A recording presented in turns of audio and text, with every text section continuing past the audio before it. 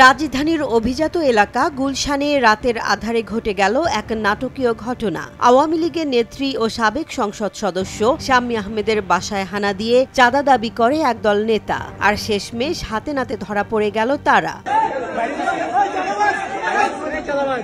শনিবার রাত ৮টা গুলশান থানা পুলিশ আগে থেকেই প্রস্তুত। ঠিক তখনই শাম্মীর বাসার সামনে এসে হাজির হয় ৫ যুবক। দাবি চাঁদার বাকি টাকা। প্রিয় সহযোদ্ধারা, আশা করি আপনারা সবাই ভালো আছেন। আপনারা সবাই জানেন, পুলিশ বলছে ১৭ জুলাই শাম্মী আহমেদের বাসায় গিয়ে প্রথম দফায় ৫০ লাখ টাকা চাঁদা দাবি করে এই দলটি। ভয়ভীতি দেখিয়ে আদায় করে নেয় ১০ লাখ টাকা। আবার এসেছে সেই চাঁদার দ্বিতীয় কিস্তি নিতে। তবে এবার হাত পড়েছে রক্ষা কবচের বাইরে।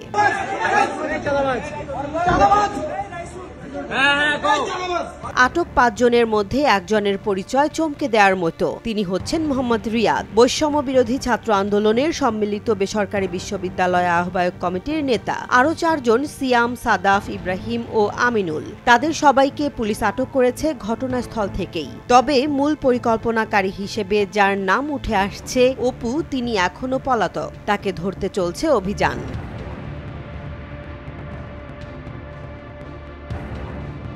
গুলশান থানার ওসি হাফিজুর রহমান বলেছেন, চাঁদাবাজির অভিযোগ এখন থেকে আর শুধু পেশাদার অপরাধীদের বিরুদ্ধে নয়, ছদ্মবেশে লুকিয়ে থাকা নেতাদের মুখোশও খুলে আসছে।